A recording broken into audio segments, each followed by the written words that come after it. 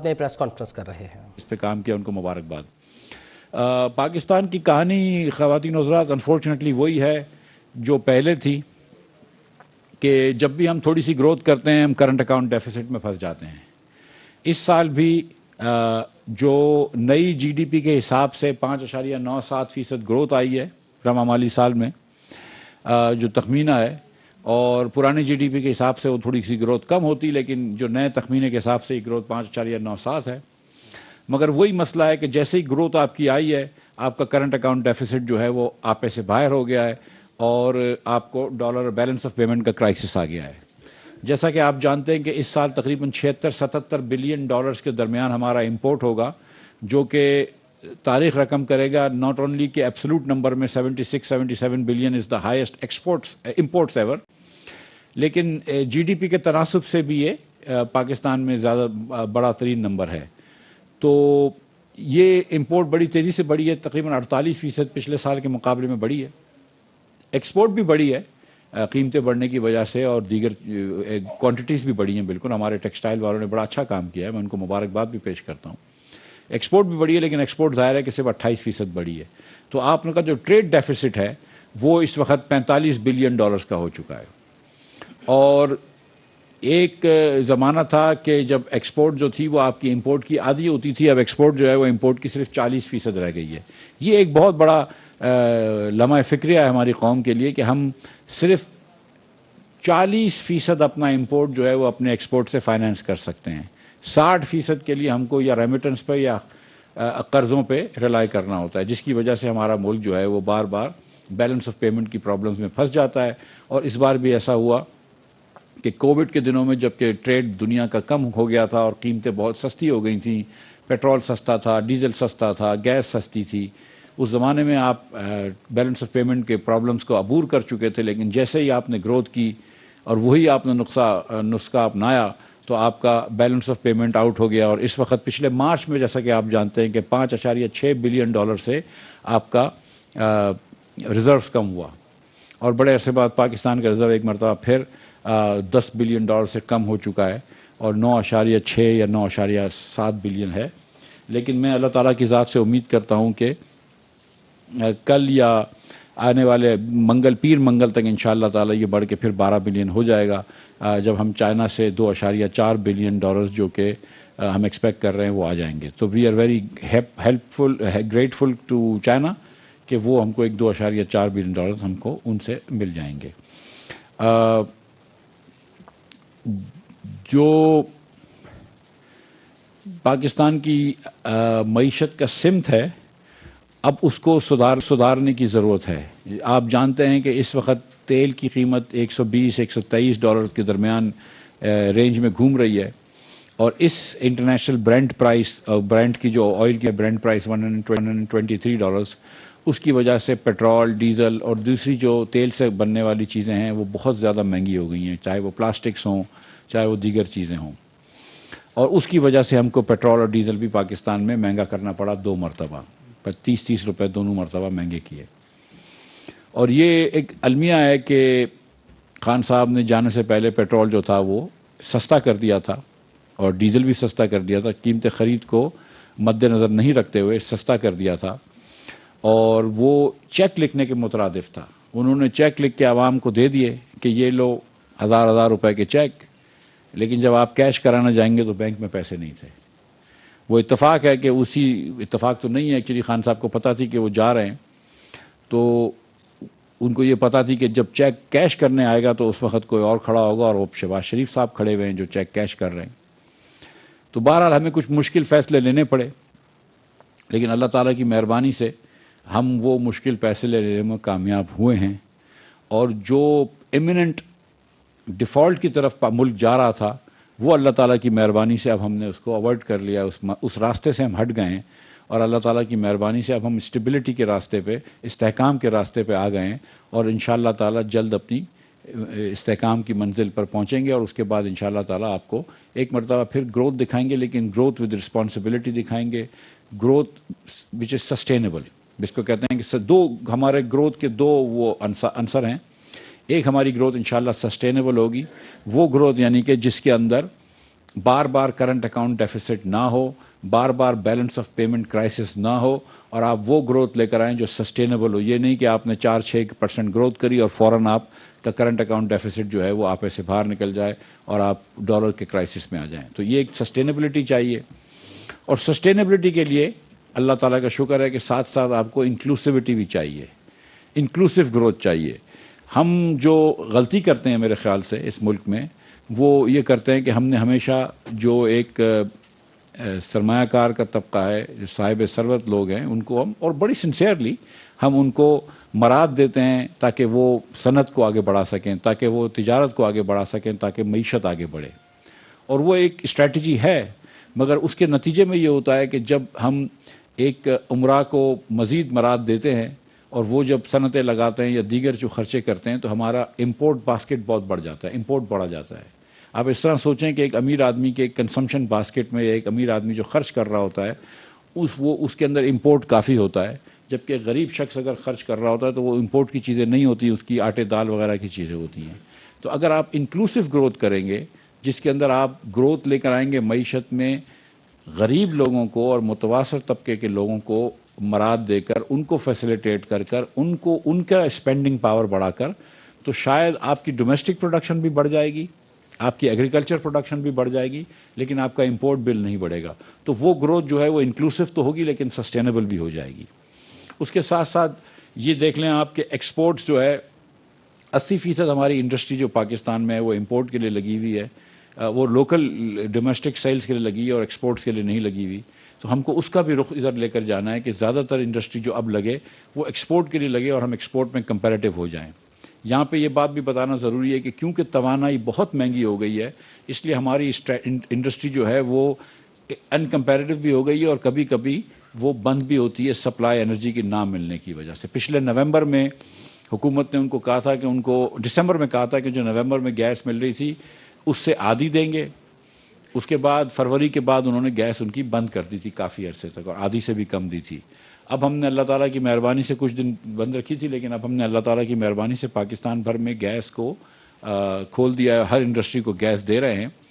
لیکن جو بات دیکھنے کی وہ یہ کہ اگر جس طرز پہ میاں نواز شریف کے زمانے میں ہم نے لانگ ٹرم سودے کیے تھے، اس طرز پہ اگر کووڈ کے دنوں میں سودے پچھلی حکومت کر لیتی، اور یہ جو ایک جھوٹ کا بیانیہ تھا، ایک بہتان کا بیانیہ تھا کہ لانگ ٹرم سودے مہنگے تھے اور ٹرمینل لگانا غلط تھا، جس کی وجہ سے کئی لیڈران کو جیلوں میں ڈالا گیا، اور ہمارے تو اس وقت تقریباً سارے لیڈروں کو کچھ دنوں تک عقوبت خانے میں رکھا ہے.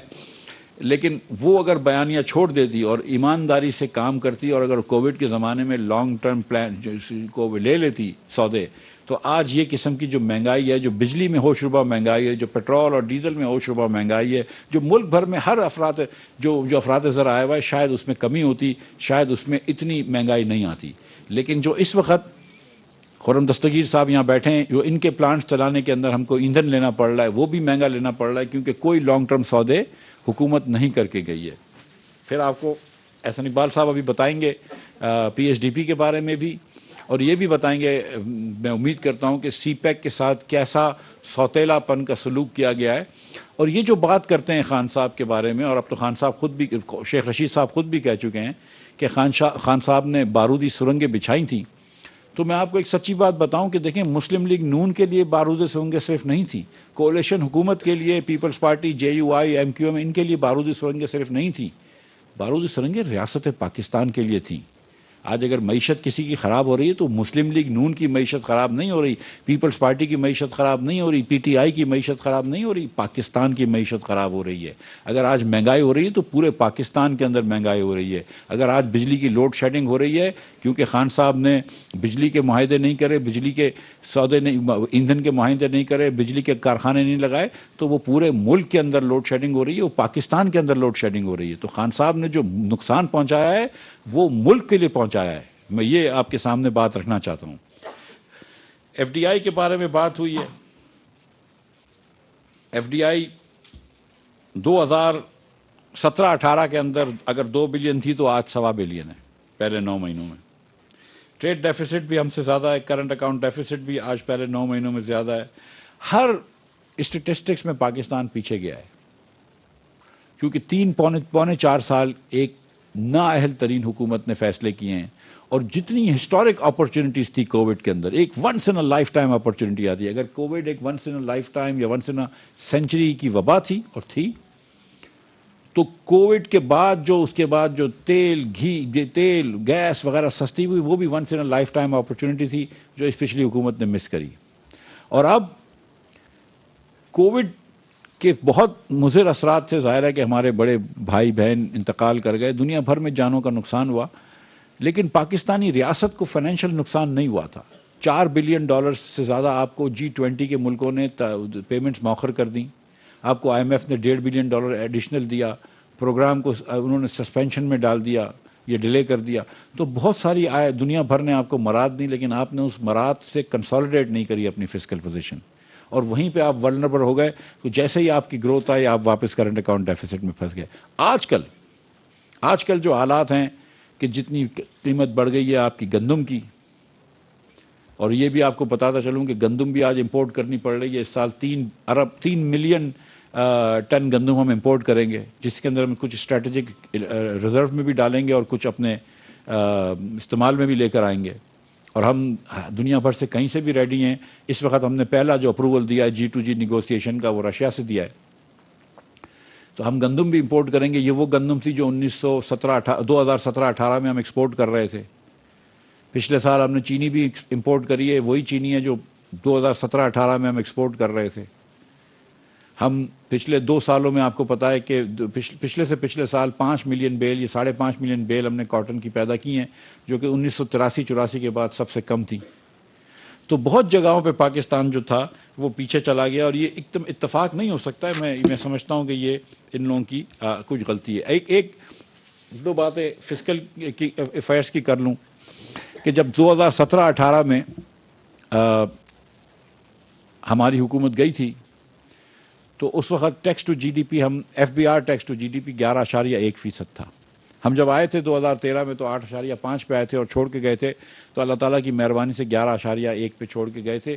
وہ تینوں سال، وہ پرانی جی ڈی پی کی ابھی بات کر رہا ہوں، تینوں سال جو تھی وہ PTI کی حکومت اس ریٹ پہ نہیں پہنچ سکی. پہلے سال 9.2 کرا، پھر 9.6 یا 8 کرا، پھر 10.2 کرا. اس سال بھی 11.1 پہ نہیں پہنچے گی، لیکن اگر نئی جی ڈی پی کا حساب لے لیں تو میرے خیال سے 8.5% پہ پہنچتی ہے tax to G D P ratio. جبکہ ایک اتنے بڑے ملک، ایک نیوکلیر پاور ملک کے لیے میں سمجھتا ہوں کہ 15% سے کم tax to G D P نہیں ہونا چاہیے، اور ایکسپورٹ بھی 15% سے کم نہیں ہونا چاہیے. 15% export to G D P ہونا چاہیے. اور میں اب بھی یہ سمجھتا ہوں کہ ہماری گو کہ اس سال بہت انکریز ہوئی ہے، 50% امپورٹ انکریز ہوئی ہے، لیکن میں اب بھی یہ سمجھتا ہوں کہ پاکستان میں مسئلہ یہ نہیں ہے کہ ہماری امپورٹ زیادہ ہے. پاکستان میں جو اصل مسئلہ ہے وہ یہ کہ ہماری ایکسپورٹ بہت کم ہے. اس سال جب ہمیں حکومت کی ذمہ داری ملی تو اس دنوں میں جو ہمیں پریزنٹیشن دی گئی، اس کے تحت ہم کو وفاقی حکومت کا ڈیفیسٹ 5600 ارب روپے کا نظر آ رہا تھا، اور اگر پورے ملک کو ملا لیں تو 5100 ارب روپے کا تھا. ہم کوشش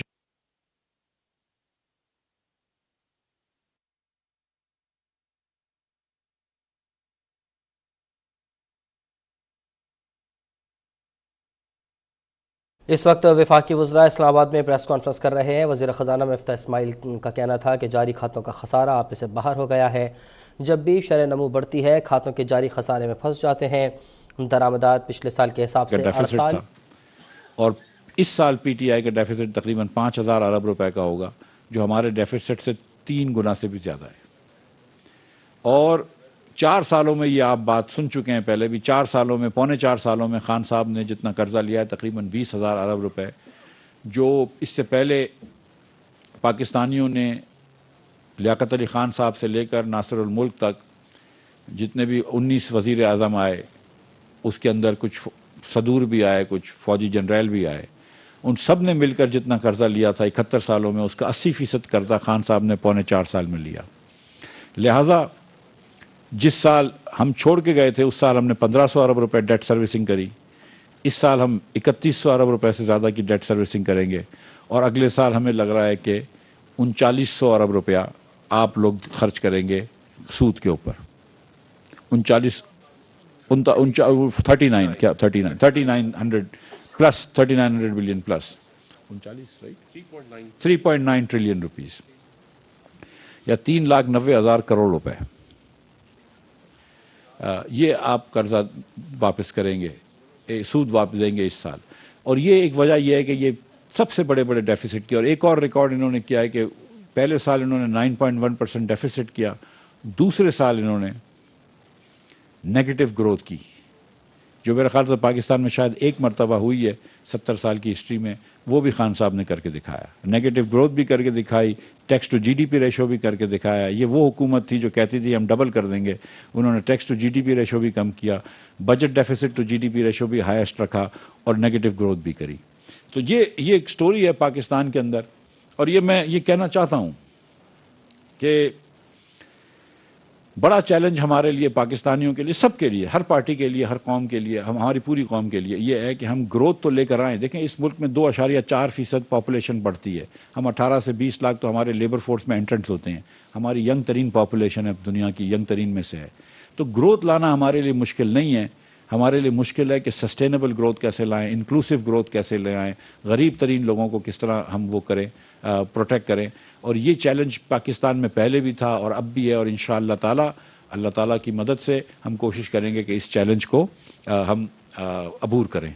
मैं अब गुजारिश करूंगा मेरे बड़े भाई एहसन इकबाल साहब से कि वो अपनी बात करें। एहसन भाई। थैंक यू वेरी मच जनाब डॉक्टर मिफ्ता साहब। सबसे पहले तो मैं ये कहना चाहूँगा कि आज हम जिस इकनॉमिक सर्वे को रिलीज़ कर रहे हैं, ऑब्वियसली हम इसके बिल्कुल आखिर में 2 महीने के अंदर आए हैं, तो ये हालात ज़ार जो है इसमें हम अपने बारे में तो ज़्यादा नहीं, जो प्रेजेंट स्टेट ऑफ इकॉनमी है उसके बारे में आपको इजहार कर रहे हैं। लेकिन इस इकनॉमिक सर्वे की इम्पॉर्टेंट एलिमेंट ये है कि इसके टारगेट्स और एक्चुअल नंबर्स का रेलेवेंस नहीं है। It is like apples and oranges. चूँकि जब ये टारगेट रखे गए थे तो इसके बाद इकॉनमी को रीबेस किया गया और उसकी बुनियाद को ब्रॉड किया गया, जिससे कि ग्रोथ के हायर नंबर्स पेश हुए। तो लिहाजा ये ज़रूर आप सब जब प्रोजेक्ट करेंगे तो ये कहानी ये नहीं है कि इस साल टारगेट से बेहतर की गई है। अगर हम इसको डिस्काउंट कर दें और ओरिजिनल बेस के ऊपर ले जाएं तो फिर ये पिक्चर बदल जाएगी। तो लिहाजा ये फ़र्क सामने रहना चाहिए जब आप इस इकनॉमिक सर्वे में जो नंबर्स हैं उनको टारगेट के साथ कंपेयर करें, तो ये दोनों बिल्कुल 2 मुख्तलिफ चीज़ें हैं। इस इकनॉमिक सर्वे की जो सबसे बड़ी हिट है वो मेरे शोबे ने ली है, जो डेवलपमेंट का शोबा है। पाकिस्तान या किसी भी मुल्क के मुस्तकबिल का दारोमदार उसके पब्लिक सेक्टर इन्वेस्टमेंट के पोर्टफोलियो पर है। चूँकि हमारी जैसी मईशत में public sector investment private sector investment को कैटलिस्ट का काम देती है या लीड करती है। तो जब पब्लिक सेक्टर इन्वेस्टमेंट सुकड़ती है तो फिर जो स्पेस है प्राइवेट सेक्टर इन्वेस्टमेंट के लिए वो भी सुकड़ जाती है। क्योंकि हमारे यहाँ अभी इंफ्रास्ट्रक्चर उस सतह पे नहीं है कि जहाँ पर हम कहें कि एक self sustaining regenerative private investment के लिए हमने बुनियादें खड़ी कर दी हैं। तो हमारी प्राइवेट सेक्टर का बड़ी हद तक दारोमदार पब्लिक सेक्टर इन्वेस्टमेंट पे है। 2021-22 में जो बजट का आगाज़ था वो 900 अरब के डेवलपमेंट फंड से किया गया था। जो डेवलपमेंट बजट था PSDP जिसे कहते हैं, उसका हुजम 900 अरब रखा गया, लेकिन पहले उसे 700 के ऊपर सुकेड़ा गया और बिल आखिर जब हमें हुकूमत मिली तो 550 अरब पे आ चुका था। ये बहुत बड़ा कंट्रास्ट है उस बजट से कि जो हमने 2017-18 में छोड़ा था। जब हम 2017-18 में हुकूमत छोड़ के गए थे तो मुझे याद है कि पाकिस्तान की तारीख़ में पहली दफ़ा 2 Ds को, डिफेंस और डेवलपमेंट को हमने अलाइन किया था। उस साल पाकिस्तान का दफाई बजट भी 1000 अरब का था और पाकिस्तान का डेवलपमेंट बजट भी 1000 अरब का था। और डेवलपमेंट का 1000 अरब का बजट डिफेंस को काट के नहीं बनाया गया था। हमने मईशत में जो ग्रोथ लाए, जो वसाइल बढ़ाए, हमारे 5 सालों में जो टैक्स जो मोबिलाइजेशन हुई रिसोर्सेज की, टैक्स कलेक्शन 2000 से 4000 अरब के करीब गई। اکانومی میں جو گروتھ ہوئی اس سے اتنے وسائل آئے کہ ہم نے دفاع کی ضرورت کو بھی پورا کیا اور ہم نے ڈیولپمنٹ کی ضرورت کو بھی پورا کیا. سو وہ پرابیبلی ایک بہت عرصے کے بعد ایسا موقع تھا کہ جہاں ڈیولپمنٹ اور ڈیفنس دونوں ہم پلہ ہو کے ملک کو استحکام یا مضبوط بنانے کے لیے کام کر رہے تھے. میں یہ بات ضرور واضح کرنا چاہتا ہوں کہ آج پاکستان کے مستقبل کا انحصار ایک مضبوط دفاع کے ساتھ ایک مضبوط معیشت کے اوپر بھی ہے. ہماری نوجوان آبادی ہے. اگر ہم نے اپنے نوجوانوں پر، اگر ہم نے اپنی تعلیم پر، اگر ہم نے نوجوانوں کے لیے روزگار پر وسائل نہیں لگائے تو اس کا انجام وہی محرومی کی صورت میں نکلے گا جو ابھی کراچی یونیورسٹی کے اندر ایک ایم فل کی طالبہ نے 2 بچوں کی ماں ہے، خود کو پھاڑ کے جو تخریب کاری جیسے کی ہے. تو آج آپ دیکھ رہے ہیں کہ کئی جو پڑھے لکھے نوجوان جو بے روزگار ہیں یا جو پسماندگی یا غربت کے حوالے سے محرومی کا شکار ہیں، وہ انتہا پسند رویوں کی طرف مائل ہو جاتے ہیں. تو لہٰذا ہماری جو ویژن 2025 کی مسلم لیگ نون کی حکومت کی اپروچ تھی وہ ایک بیلنسڈ گروتھ کی تھی کہ ہم ہر شعبے کو ہم پلہ کر کے ایک بیلنسڈ گروتھ کے ساتھ پاکستان کو ایک جدید معیشت بنائیں. اور آپ نے اس کا نتیجہ دیکھا کہ 2013 میں جب ملک میں بجلی نہیں تھی، ملک میں بدامنی تھی، 2017-18 میں ہم نے تقریباً لوڈ شیڈنگ کو بھی قابو پا لیا، ملک میں امن بھی کر دیا. سی پیک بھی ایک بہت بڑی کامیاب ہمارا پروجیکٹ اور پہچان بنا. بلکہ اس 2017 میں امریکہ، برطانیہ، یورپ سب ممالک کے سفیر آ کر مجھ سے پوچھتے تھے کہ ایکسیلنسی بتائیے کہ ہم کہاں انویسٹ کر سکتے ہیں. تو یہ جو ایک پاکستان کی کہانی بن رہی تھی 2017-18 میں، ہم ترقی کی شاہراہ یا ترقی کے موٹر وے جو ویژن 2025 تھا اس پہ تیزی سے گامزن تھے کہ یک 2018 میں نیا پاکستان کا ایگزٹ لے لیا گیا. اور جب وہ نیا پاکستان کا ایگزٹ موٹر وے سے لیا تو اس نے 4 سال پاکستان کو برباد کر دیا. پاکستان کی معیشت کی بنیادیں کمزور کر دیں اور ہم پھر اب گاڑی کو اس ایگزٹ سے انٹری کر رہے ہیں. نئے ایک ٹول پلازا کے ذریعے ہم انٹری کر رہے ہیں اور موٹر وے پہ لا رہے ہیں، لیکن ایٹ اے پرائس.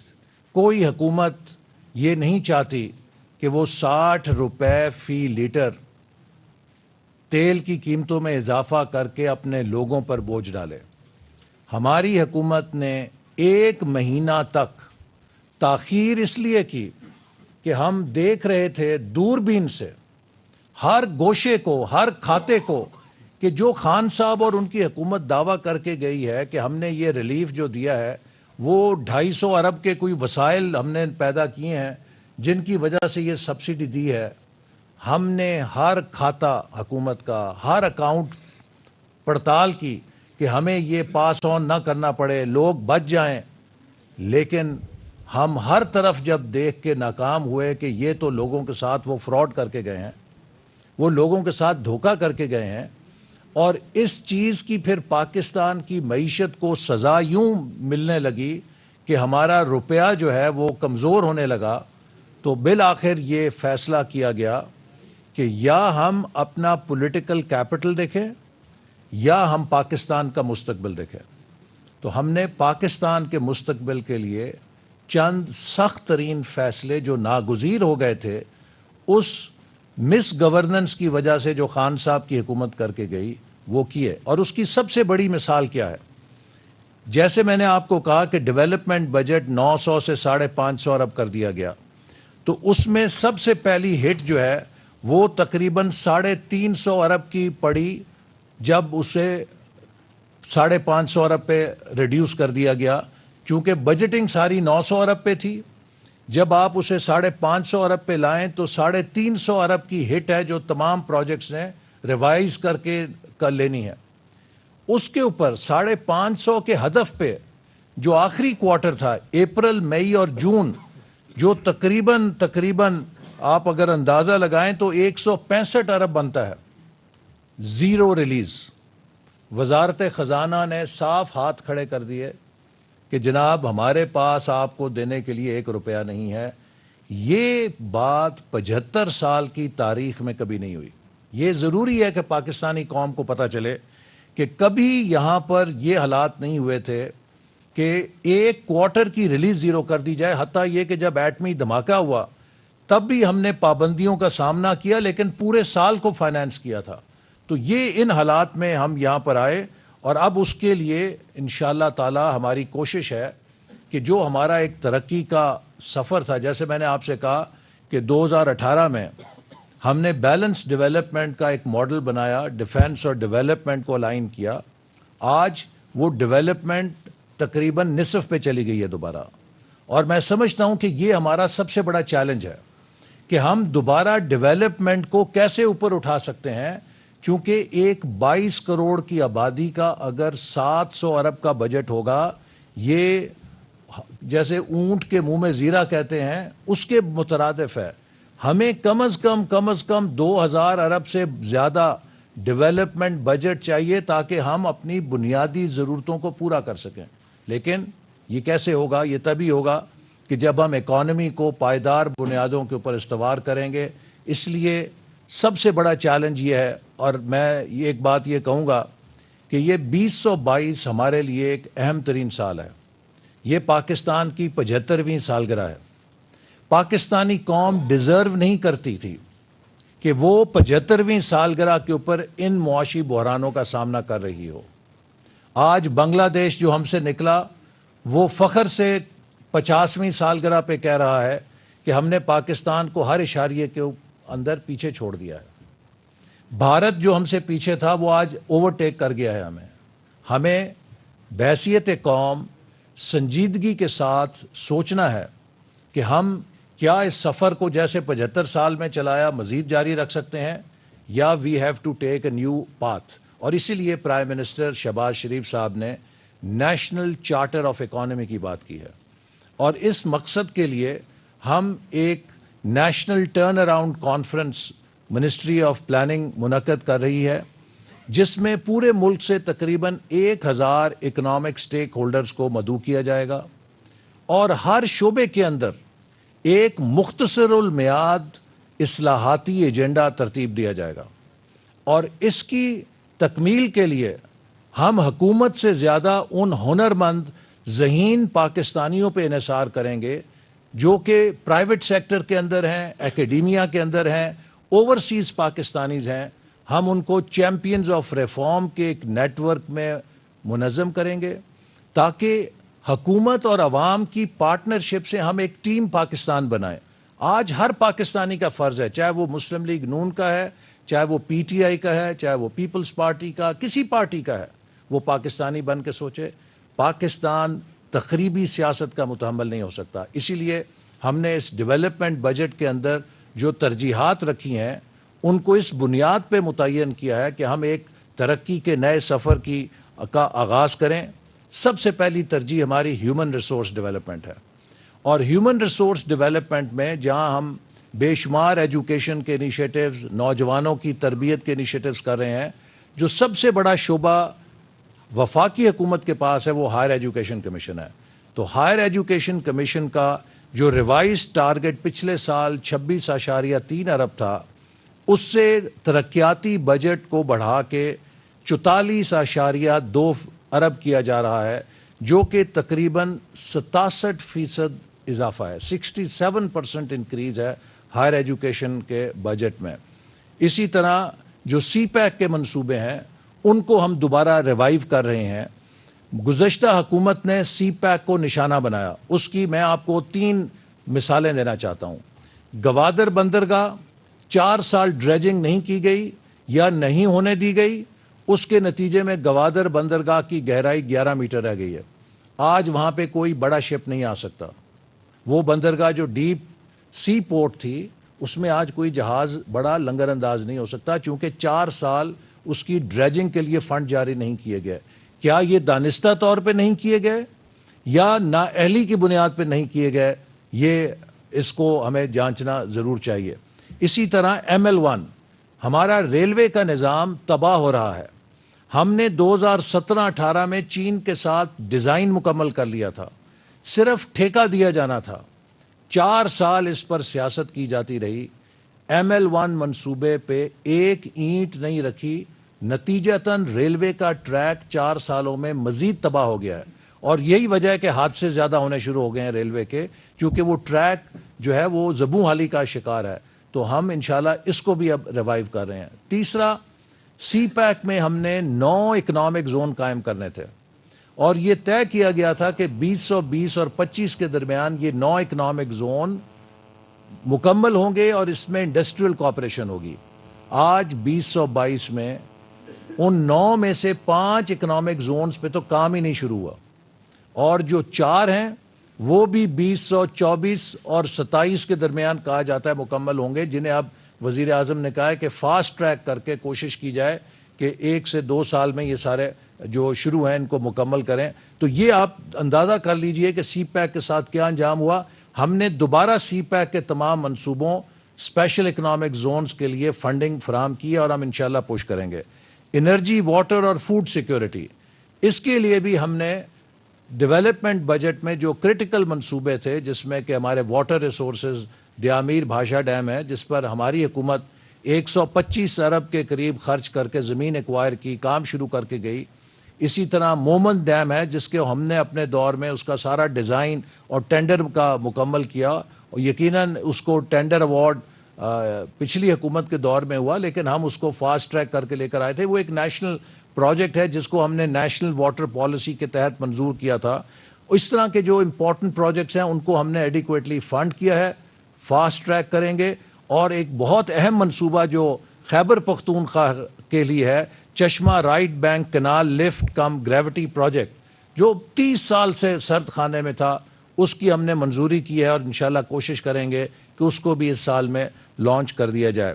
اسی طرح ایک اور اہم چیز جو ہم کر رہے ہیں انکلوسیو ڈیولپمنٹ میں, پہلی دفعہ پاکستان میں وزیر اعظم صاحب نے ایک فنڈ کھولا ہے جو لیسٹ ڈیولپڈ اور پورسٹ ڈسٹرکٹس ہیں پاکستان کے, ان کے لیے 40 ارب روپے کی مالیت سے ایک ونڈو ہم کھول رہے ہیں, جس میں 50% ہم پروونشل گورنمنٹ سے لیں گے, اور وہ پسماندہ ترین علاقے جو ہمیشہ سے پیچھے رہ گئے ہیں, وہ ہماری ترقی کے دوڑ میں نہیں شامل ہو سکے, ہم انہیں ٹارگٹ کر کے ترقی کے شاہراہ میں آگے لے کر آئیں گے.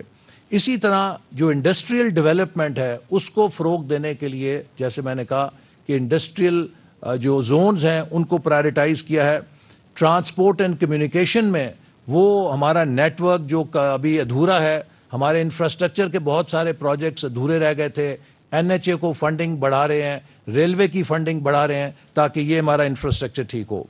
اسی طرح ٹیکنالوجی اور انوویشن کو ہم نے خصوصی فوکس کیا ہے, اور اب آپ کو پتہ ہے ڈیجیٹل اکانومی ہے اور انوویشن کا زمانہ ہے, تو ہم نے ایک اسپیشل انوویشن فنڈ قائم کیا ہے جس میں ہم انوویشن کو ایگریکلچر میں, انوویشن کو گورنمنٹ میں, اور خاص طور پہ جو ینگ وومن انٹرپرینورز ہیں جو انوویٹ کر رہی ہیں ان کے لیے ایک ونڈو کھول رہے ہیں جس سے ان کو انکریج کیا جائے گا.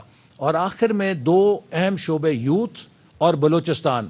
اس ترقیاتی بجٹ میں آپ کو بہت بڑا یوتھ کا پروگرام نظر آئے گا, اور بلوچستان کو سب سے زیادہ حصہ دیا گیا ہے تمام صوبوں سے زیادہ, تاکہ وہاں پر جو ترقیاتی منصوبے ہیں وہ تیزی کے ساتھ پایہ تکمیل کو پہنچ سکیں. اور ایک اور جو چیز ہم نے NEC میں منظور کی ہے کہ جو ترقیاتی منصوبوں کی منظوری کے فورمز تھے, اس میں پچھلی حکومت نے بالکل ایک افراتفری پھیلا دی, 2 ارب روپے کی پاورز ڈیوالو کر دیں, جس سے ایک فلڈ گیٹ کھل گیا غیر ضروری غیر اہم منصوبوں کا, اور ہمارے پاس وسائل نہیں تھے. تو جو DDWP وزارتوں کا فورم ہے اس کی پاور ہم نے 2 ارب سے گھٹا کے 1 ارب کر دی ہے. CDWP کی پاور جو ہے وہ 10 ارب سے گھٹا کے 7.5 ارب کر دی ہے. اس سے اوپر کے جو بڑے منصوبے ہیں وہ ایکنیک میں جائیں گے تاکہ منصوبوں کی پڑتال کو بہتر اور مؤثر بنایا جا سکے, اور ہر پیسہ جو ڈیولپمنٹ بجٹ میں جا رہا ہے وہ صحیح معنوں میں اکاؤنٹ فار ہو. تو یہ وہ بنیادی چیز ہے کہ آج ہم ایک ایسے مقام پہ کھڑے ہیں کہ جب ہم سب کو مل کر پاکستان کو دوبارہ ایک سمت دینی ہے, اور اس مقصد کے لیے ایک نیشنل چارٹر آف اکانومی پہ فوکس ہونا ہے. ایکسپورٹس کو بڑھانا نہیں ہے, لیپ فراگ کرنا ہے کہ کس طرح ہم ایکسپورٹس میں 5-10 ارب ڈالر سالانہ اضافہ کر سکتے ہیں. یہ چیلنج ہے. اسی طرح ہم کس طرح ایف ڈی آئی پاکستان میں بڑھا سکتے ہیں. 22 کروڑ کا ملک ہے, 1.5-2 ارب ڈالر ایف ڈی آئی آتی ہے. 1 کروڑ کا ملک ہے ویتنام, وہاں پہ 30 ارب ڈالر کی ایف ڈی آئی جاتی ہے. تو یہ بھی ایک ایسا چیلنج ہے جس کے لیے ہم انشاءاللہ کام کر رہے ہیں کہ بیرونی سرمایہ کاروں کو لے کر آئیں. اور پھر resource mobilisation through tax revenue, کہ ہم نے جیسے ماضی میں 2000 ارب سے 4000 ارب ٹیکس کیا, اگر ہمارا ٹیکس ریونیو نہیں آئے گا تو ڈیولپمنٹ کیسے ہوگی.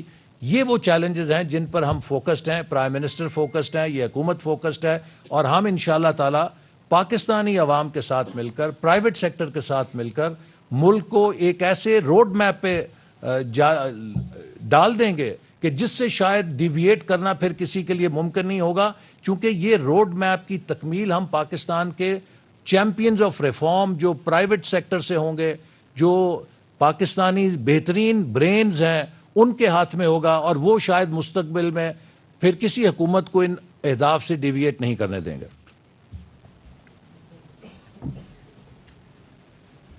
بھائی جی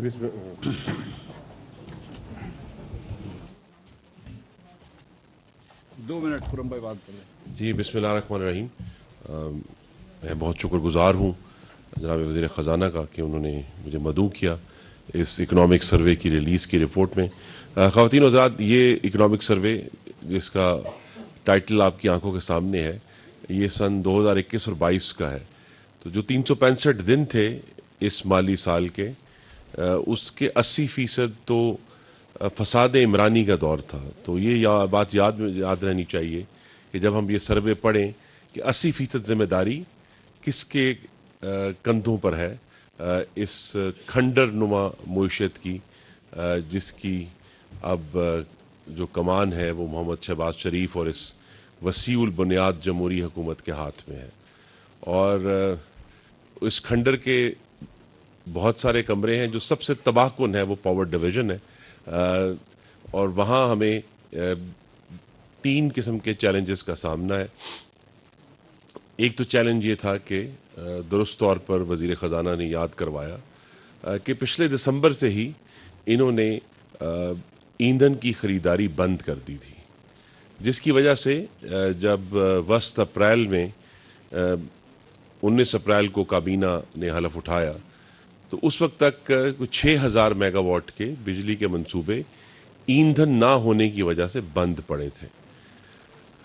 دوسرا ایشو یہ ہے کہ آپ کے سامنے ہے نمبرز, بارہا ریلیز بھی ہو چکے ہیں, اس میں بھی سامنے آئیں گے کہ پاور ڈویژن میں جو گردشی قرضہ ہے, جو ہم 1100 ارب پر چھوڑ کر گئے تھے, وہ اب تقریباً 2470 ارب روپے ہو چکا ہے. If to be very precise 2467 billion. تو اب وہ یہ جو 4 سالوں میں گردشی قرضے میں 250% اضافہ جو ہے, اس نے ایک بہت ہی گمبھیر مالیاتی صورتحال بھی پیدا کر دی ہے پاور ڈویژن کے لیے.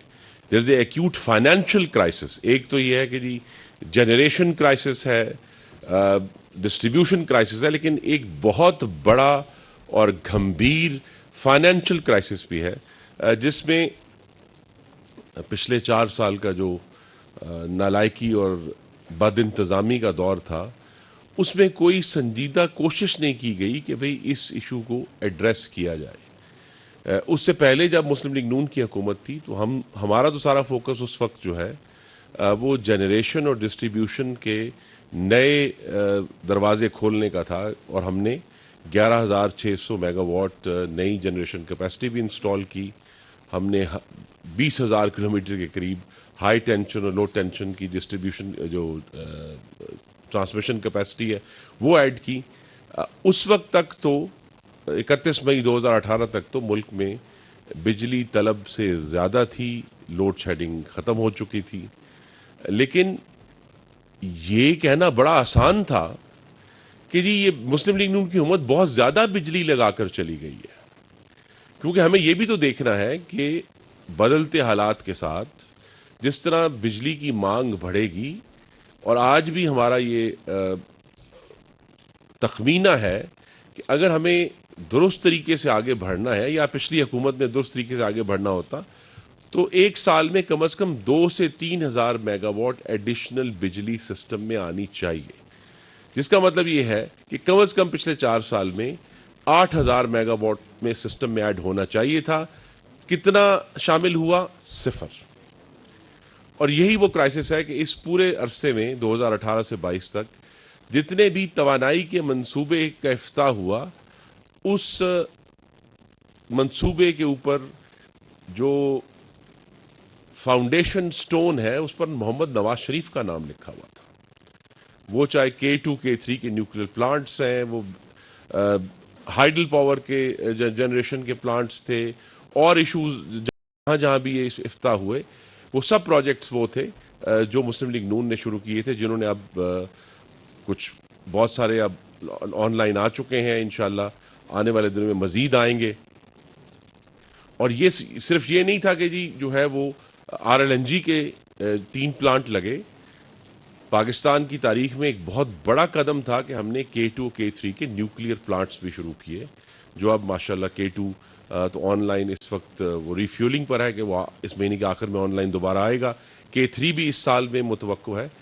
جو ایک اور بڑی اہم پیش رفت کی مسلم لیگ نون نے، وہ یہ تھی کہ تھر کول کو پاکستان کی تاریخ میں پہلی دفعہ کمرشل بنیادوں پر ایکسپلائٹ کرنے کا اور اس سے بجلی بنانے کا انتظام کیا. وہ اینگرو کا پروجیکٹ آج چل رہا ہے 660 میگا واٹ، لیکن اس سے اہم یہ تھا کہ شنگھائی الیکٹرک نے بلاک 1 کے اوپر جو 1214 میگا واٹ کا پلانٹ لگانا تھا، اس میں تاخیر ہوئی. کروٹ ہائیڈرو الیکٹرک پاور نے اس سال کے شروع میں آن لائن آنا تھا، اس میں تاخیر ہوئی. 2 سال سے تریمو کے اوپر ایک 1200 میگا واٹ کا RLNG کا دنیا کا سب سے ایفیشنٹ پلانٹ جو ہے وہ تیار کھڑا ہے، لیکن اس کو ٹیسٹنگ کے لیے گیس نہیں دی، اسے نیب گردی کی نظر کر دیا. تو اگر یہ آج جو پاکستانیوں کو پورے ملک میں لوڈ شیڈنگ کی تکلیف ہے، اگر یہ صرف 3 پلانٹس ہمارے پاس آج آن لائن ہوتے، کروٹ، شنگھائی الیکٹرک اور تریمو، تو یہ جو 3.5 گھنٹے کی لوڈ شیڈنگ اس وقت ہو رہی ہے وہ غالباً 15 منٹ کی رہ جاتی. یہ بہت ہی کولڈ انالیسز ہے، اس میں کوئی مبالغہ شامل نہیں ہے. تو ہمیں ایک جس طرح کہا ایک کھنڈر کا سامنا ہے، اور یہ شاید مسلم لیگ نون کا ریکارڈ بنتا جا رہا ہے کہ جب دوسری جماعتیں اسے کھنڈر کرتی ہیں اور ہمیں دوبارہ کہا جاتا ہے کہ جی اس کو تعمیر شروع کریں. ہم نے وہ تعمیر شروع کر دی ہے، فوری طور پر بھی، شارٹ ٹرم بھی اور لانگ ٹرم میں بھی. اور انشاءاللہ اس کے اوپر جو پاور ڈویژن ہے جس میں بلا شبہ پاکستان کے عوام کا بہت انٹرسٹ ہے، اکانومی کا بہت گہرا انٹرسٹ ہے، اس کی اثر نو جو تشکیل نو ہے وہ ہم نے اس کا آغاز کر دیا. اس کی ری آرگنائزیشن، اس کی ری اسٹرکچرنگ اور اس کی جو مستقبل کی پلاننگ ہے، جس میں آخری جملہ کہہ کے آپ سے اجازت چاہوں گا کہ اب یہ ہمارا فیصلہ ہے کہ ملک میں نئے بجلی بنانے کے کارخانے صرف اس ایندھن پر لگیں گے جو ہمارے ملک کے اندر موجود ہے.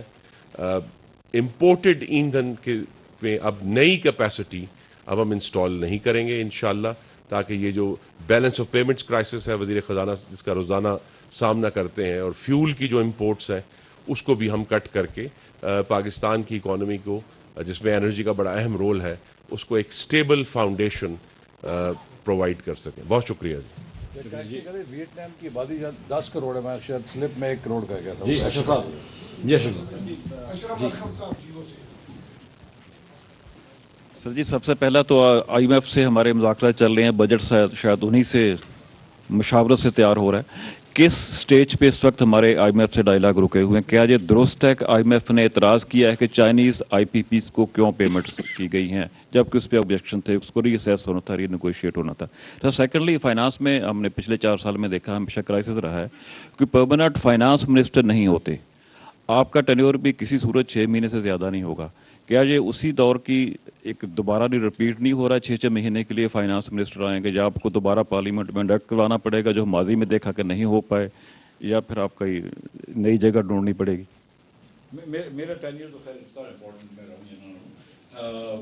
जो आपकी बात थी IMF की, तो IMF से हमारे नेगोशिएशन चल रहे हैं। हम समझते हैं कि ये जो बजट आएगा उसके बाद इंशाअल्लाह ताला हम स्टाफ एग्रीमेंट की तरफ जाना शुरू करेंगे और IMF से ज़्यादा मज़ीद बातचीत होगी। और हम समझ रहे हैं कि बजट के अंदर जो हम कल रिफॉर्म्स लाएंगे, आप देखेंगे तो उसके अंदर इंशाअल्लाह ताला ऐसे रिफॉर्म्स होंगे जो कि IMF को भी पसंद होंगे।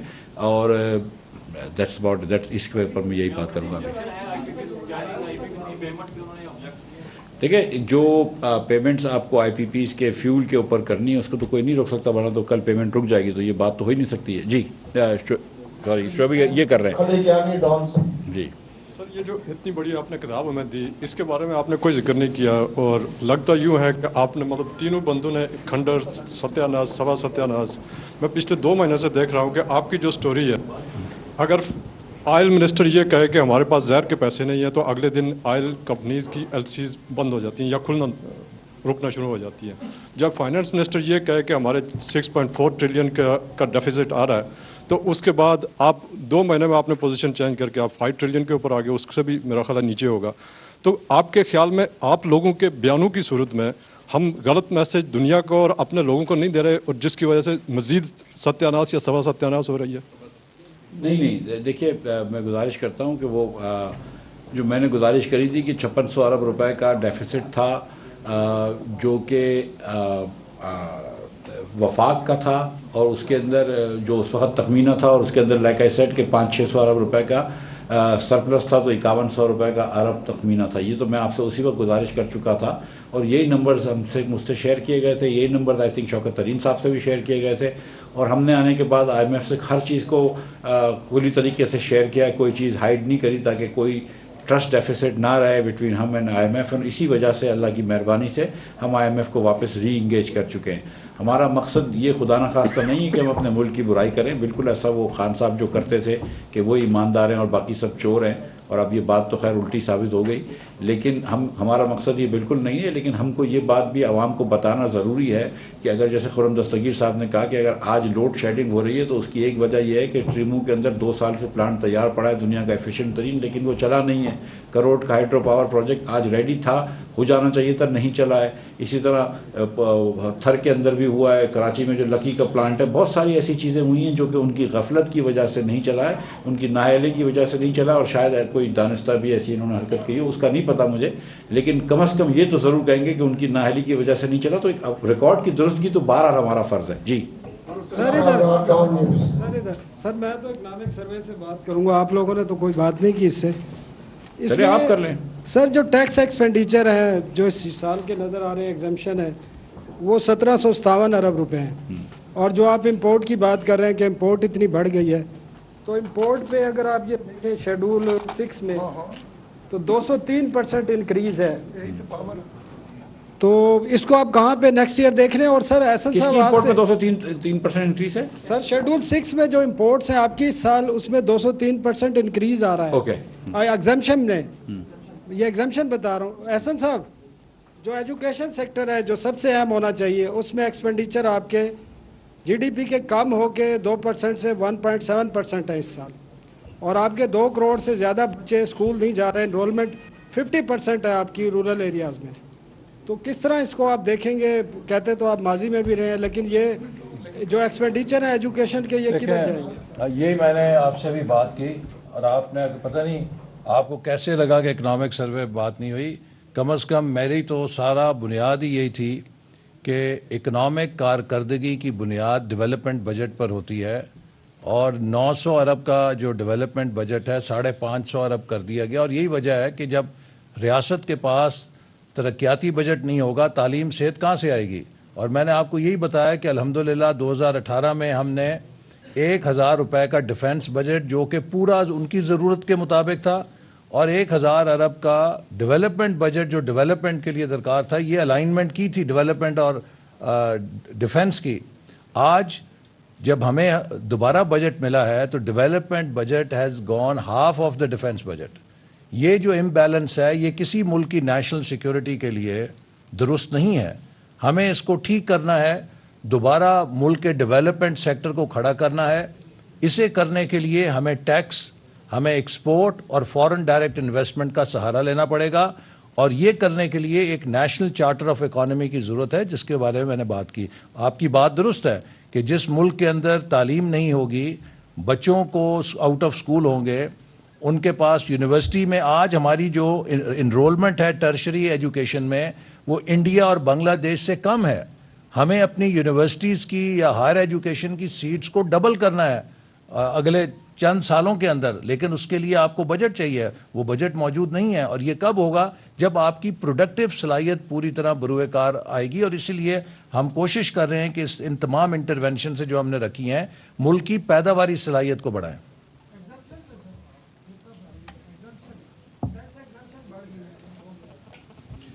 آپ دیکھیں گے کل انشاءاللہ تعالیٰ کہ ہم کوشش کریں گے کہ جہاں تک ہم کم کر سکیں۔ یہ میں آپ کو جو میں نے شروع میں بات کی تھی، پھر آپ اس پہ بات کرتے ہیں کہ ہم ہٹ جاتے ہیں، کہ اس ملک کے اندر آپ نے بہت سارے ایگزیمپشنز دے رکھے ہیں، بہت ساری آپ نے مراد دے رکھی ہیں عمرہ کو، جس کی وجہ سے بار بار یہ جو آپ کہہ رہے ہیں کہ اتنا امپورٹ ہو رہا ہے ایگزیمپشن پہ، وہ اس لیے تو ہو رہا ہے نا کہ آپ نے ایگزیمپشن دے رکھی ہیں، تو اس کو تھوڑا سا لیول پلینگ فیلڈ کریں گے، آپ دیکھیے گا۔ اور یہ جو احسن بھائی نے بات کری ہے کہ اگر آپ زراعت کے تھرو ترقی لے کر آتے ہیں، اگر آپ ایکسپورٹ کے تھرو ترقی لے کے آتے ہیں، تو شاید بیلنس آف پیمنٹ کا کرائسس نہیں آئے گا۔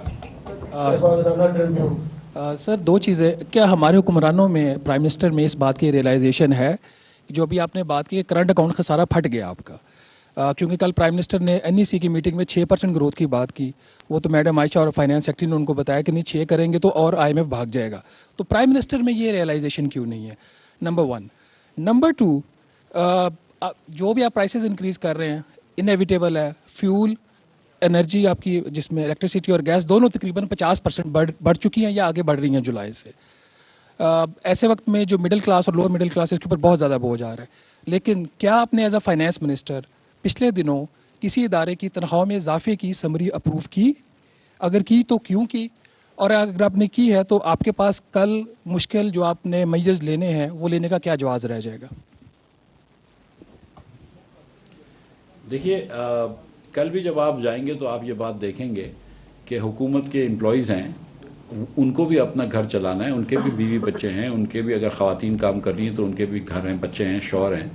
تو ایسا تو نہیں ہو سکتا کہ آپ ادھر یہاں پہ اگر 15% یا 12% انفلیشن ہے تو ہم حکومت کی امپلائیز کی تنخواہ نہ بڑھائیں۔ یہ تو ہم کو ساتھ ساتھ لینا پڑے گا، اور خاص طور پہ چلو امپلائیز تو پھر بھی ادھر ادھر بیچارے ویکینڈز پہ کام کر لیتے ہیں، میں بات کر رہا ہوں اس پہ آ رہا ہوں، ویکینڈز پہ کام کر سکتے ہیں، لیکن ایسے بھی لوگ ہوتے ہیں کہ جو ریٹائرڈ ہیں، جو اس عمر کے حصے پہ پہنچ چکے ہیں کہ شاید مطلب کام نہیں کر سکتے، تو ان کی بھی پینشن آپ کو پتہ ہے کہ بجٹ سے پہلے شہباز شریف صاحب نے اناؤنس کیا تھا، ہمارے آنے سے 1 مہینے پہلے مارچ کے اندر خان صاحب نے PTI نے 15% تنخواہ بڑھائی تھی، گریڈ 1 سے لے کے گریڈ 19 کے افسران کی۔ اس سے پہلے میرے خیال سے سول آرم فورسز کی بھی بڑھی تھی اور پھر آرم فورسز کی بڑھی تھی۔ تو ہم اس بار بجٹ کے اندر آپ دیکھیں گے کہ جن کی نہیں بڑھی تھی ان کو بھی برابر لے کر آئیں گے اور تمام لوگوں کے تنخواہیں بڑھائیں گے۔ یہ جو ہم نے اپنے اوپر اور تمام حکومت کے فنکشنریز کے اوپر، سینئر لوگوں کے اوپر 40% کا کٹ لگایا ہے پیٹرول کے اوپر، ہم نے یہ بھی کہا ہے کہ 10% آسٹیرٹی لے کر آئیں گے یوٹیلیٹی بلز کے اندر۔ ہم نے تمام اخراجات کی کوشش کری ہے کہ اس کے اوپر پابندی لگائیں، نئی گاڑی نہیں خریدنے دیں گے، کوئی فریج مائکرو ویو وغیرہ نہیں خریدنے دیں گے، وہاں سوائے کہ ڈیولپمنٹ کا پروجیکٹ ہو، فرنیچر بھی نہیں خریدنے دیں گے۔ تو یہ چیزیں آپ نے کری ہیں۔ آپ جانتے ہیں کہ مطلب ہم جتنی کوشش کر سکتے ہیں یہ عوام کے پیسے کو ہم امانت سمجھ کے اللہ کی مہربانی سے خرچ کرتے ہیں، کوئی بے دریغ نہیں حرکت کرتے۔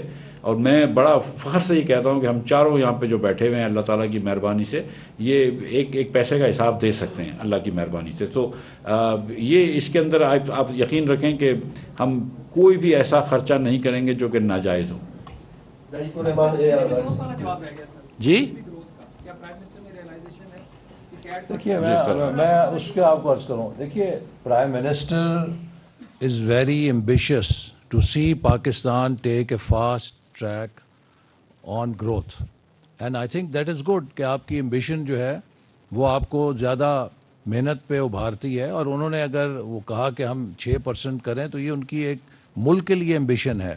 اور اس وقت جو ہمارے معروضی حالات ہیں اس میں ہم ایک ٹریڈ آف میں پھنسے ہوئے ہیں کہ ہمیں جو اکانومی ملی ہے وہ ایک طرف ہیٹڈ اکانومی ہے، اور دوسری طرف اگر ہم ہائی گروتھ کو پرسو کرتے ہیں تو اس کی اوور ہیٹنگ کا بھی اندیشہ ہے۔ اور اس کی کنسالیڈیشن کا بھی خطرہ ہے کہ خراب ہو سکتی ہے. تو ہمیں ایک بہت بیلنس کے ساتھ چلنا ہے. اپنی ایمبیشن کے لیے بھی اس ملک کو گروتھ دینے کے لیے گروتھ ٹارگٹ بھی پرسو کرنا ہے, لیکن اس کو بیلنس کرنا ہے جو ہماری اس وقت اسٹرکچرل ویکنس بن چکی ہے. تو ان کے دونوں اہداف کو دیکھتے ہوئے انشاءاللہ ہم کوشش کریں گے کہ ملک کو زیادہ سے زیادہ جو بھی ممکن گروتھ ہے, انہوں نے کہا ہے کہ آپ 5% کا جو پلان ہے, جو گروتھ ہے, اس کو ضرور رکھیں, لیکن میری خواہش ہے کہ آپ کوشش کریں کہ 6% پہ لے کے جائیں. یہ سوال ہے میرا کہ فیول کی ابھی بات ہوئی, تو فیول کا ایک بہت بڑا پریشر امپورٹ کی ود میں آتا ہے, ڈالر کا بھی پریشر ہوتا ہے, تو کیا آپ فیول کی امپورٹ کم کرنے کے لیے کوئی الٹرنیٹ ارینجمنٹ کے اوپر توجہ دے رہے ہیں؟ اور دوسرا احسن اقبال صاحب سے خاص طور پر کہ ابھی خرم صاحب نے کہا کہ ہم وہ اگلے پروجیکٹ لگائیں گے بجلی پیداوار کے جو لوکل ہمارے پاس دستیاب فیول ہو, تو ماضی میں جو خاص طور پر سی پیک کے تحت لگائے گئے تھے, دیکھیے ان کے اوپر اس کے اوپر امپورٹڈ فیول کا خاص طور پر پہلو رکھا گیا تھا, وہ کیوں ایسے کیا گیا؟ ایک کموڈٹی سائیکل کا شکار ہے. اگر آپ خود بھی ماشاءاللہ تحقیق کر سکتے, 2013 میں بجلی بنانے کا سب سے سستا ایندھن کوئلہ تھا, اور وہ غالباً پچھلے سال کے آخر تک بھی سستا ترین تھا. پاکستان میں جو 3 سی پیک کے تحت کول پاورڈ پلانٹس ہیں, وہ پاکستان کی سب سے سستی بجلی پروڈیوس کر رہے تھے. لیکن چونکہ ابھی آپ کے سامنے ہے کہ جو یوکرین کا کرائسس ہوا ہے, اس کی وجہ سے کوئلے کی قیمت اینی ویئر کچھ 400% جو ہے وہ بڑھی ہے. جو $80-90 کا تھا وہ آج 360-450 تک بھی گیا ہے. تو اب وہ ایک زمانے کا کیا گیا فیصلہ جو اس حوالے سے درست تھا کہ بھئی ہمیں امپورٹڈ کول چیپ اویلیبل ہے, ہمیں اس کی کیپیسٹی لگانی ہے. اسی طرح یہ فیصلہ کیا گیا کہ RLNG اس وقت سستی تھی, اس کے اوپر لگائے گا. اور RLNG آپ کو معلوم ہے کہ پچھلے سال جب یہ کووڈ ہوا ہے تو غالباً تاریخ کی جو ہے وہ کم ترین سطح پر گئی, لیکن اس کے بعد سے جو اوور آل فیول کے اور جو فاسل فیولز ہیں, دوسرے فیولز کی قیمت میں اضافہ ہوا ہے, اس کی وجہ سے آج 2022 میں بیٹھ کر اگر آپ ہم کہیں کہ 2013 کا فیصلہ جو ہے وہ درست نہیں تھا, یہ قیاس جو ہے میں بڑے ادب سے عرض کروں گا یہ ٹھیک نہیں ہے. اس زمانے کے لحاظ سے وہ بہترین اکنامک کیلکولیشن پر مسلم لیگ نون کی حکومت نے یہ فیصلے کیے تھے. آج جب کہ پورا انرجی لینڈسکیپ چینج ہو گیا ہے, اور آج واضح طور پر چونکہ ہمیں 2 بحران کا سامنا ہے, ایک تو جو بیلنس آف پیمنٹس کرائسس ہے جس کی وجہ سے ہم اپنے ایندھن کی امپورٹ کے اوپر اپنے جو قیمتی ڈالرز ہیں وہ خرچ نہیں کرنا چاہتے, اور دوسرا آف کورس ایک انوائرمنٹ کا اور کاسٹ کا معاملہ ہے. اب یہ جو ہم کہتے ہیں کہ جی ہم نے لوکل فیول پر جانا ہے یا سولر پر جانا ہے, اس کی وجہ ہی یہ ہے کہ جو ابھی کول کے پلانٹس ہیں ہم نے اس کا پروجیکٹ شروع کر دیا ہے. انشاءاللہ اگلے سال 1.5 میں ان کے بوائلرز ریٹروفٹ ہوں گے لوکل کول کے لیے, تاکہ ہمیں باہر سے منگوانا نہ پڑے. ہم تو مستقل جو ہے اس کوشش میں ہے کہ جو پاکستان کے عوام کے لیے بہترین فیصلہ ہو سکتا ہے وہ 2013 میں بھی کیا, 15 میں بھی کیا, اور انشاءاللہ 22 میں بھی کریں گے. دوسرا پارٹ تھا جیسے بھی خرم صاحب نے بتایا کہ 2013 سے 18 میں امپورٹڈ کول جو ہے وہ سستا آپشن تھی. اب اور اس وقت ہمارے پاس تھر کول بھی مہیا نہیں تھا. اب چونکہ تھر کول کی مائنز بھی تیار ہو گئی ہیں, تو یہ فیصلہ بھی کیا گیا ہے کہ جو امپورٹڈ کول کے پروجیکٹس ہیں ان کی ٹیکنیکل ماڈیفیکیشن کے ذریعے ان کو امپورٹڈ کول کی بجائے تھر کول کے اوپر شفٹ کیا جائے, اس سے ان کی پیداواری لاگت میں نمایاں کمی واقع ہوئے گی. یہ مہتاب صاحب مہتاب صاحب کی اجازت سے میں کوشچن کر رہا ہوں. اجازت ہے سر؟ نہیں آپ معاف کیجیے. اچھا مجھے صاحب, ہم بھی بجٹ کور کر رہے ہیں کافی سالوں سے. آپ نے اپنی 5 سالہ گورنمنٹ میں 6 بجٹ پیش کیے اسحاق ڈار صاحب کے دور میں. آپ نے کارکردگی پیش کی اپنے گزشتہ ماضی کی جو حکومت تھی آپ کی اس میں, اور جو پچھلے 3-4 سال جو ماضی کی گورنمنٹ ہے تحریک انصاف کی, ان کی کارکردگی بھی آپ نے بیان فرمائی. میں آپ کی ریکارڈ کی درستگی کے لیے عرض کرنا چاہتا ہوں کہ جو 11,500 میگا واٹ آج خرم دستگیر صاحب نے کہا کہ چائنیز IPP سے بجلی پیدا کی گئی, وہ پچھلے دور میں آپ 12,500 میگا واٹ کہہ رہے تھے کہ 12,500 میگا واٹ ہم پیدا کر کے جا رہے ہیں اور لوڈ شیڈنگ ختم کر کے جا رہے ہیں. اس کے کیپیسٹی چارجز عوام کو اب تک پڑ رہے ہیں اور بجلی بھی نہیں مل رہی. یہ آپ کی پلاننگ تھی نمبر 1 سر. Number 1 sir.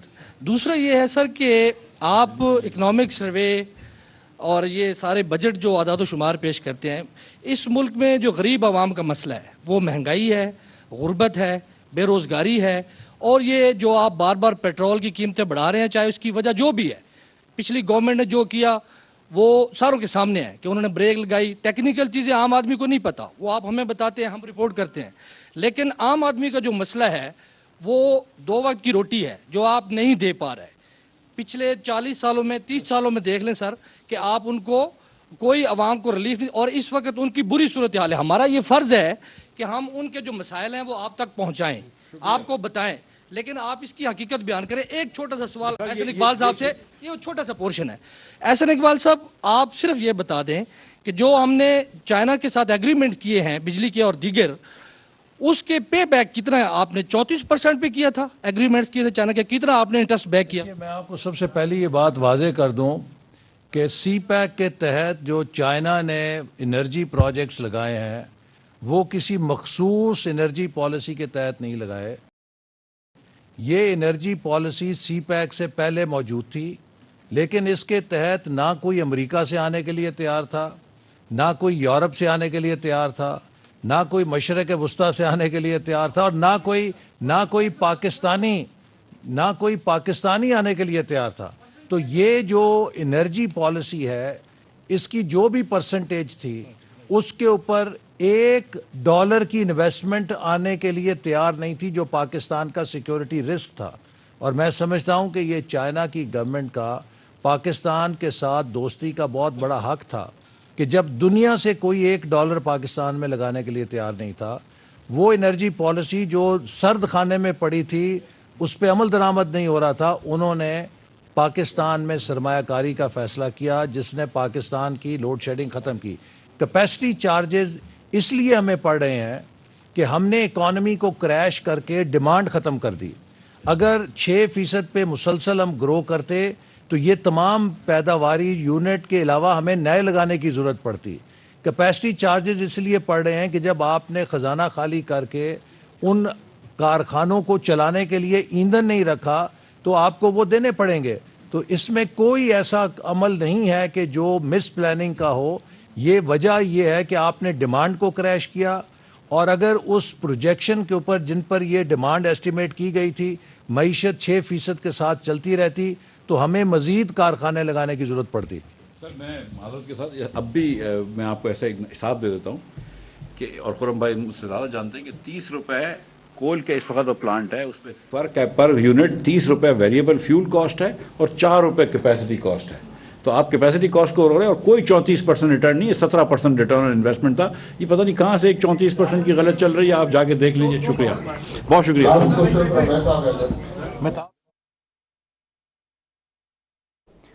वफाक के वज़रा की जानिब से प्रेस कॉन्फ्रेंस की जा रही थी इस्लामाबाद में, जहाँ एहसन इकबाल का कहना ये था कि इस साल के 80% दिन फसाद इमरानी की जिम्मेदारी है, जबकि खुर्रम दस्तगीर वज़ीर तवानाई मौजूद थे, जिन्होंने कहा कि साबिक हुकूमत ने दिसंबर से ईंधन की खरीदारी बंद कर दी थी। साबिक हुकूमत ने ईंधन की खरीदारी बंद की, जिसकी वजह से गर्दिशी कर्जे 250% इजाफे के साथ 2470 अरब रुपए के हो गए।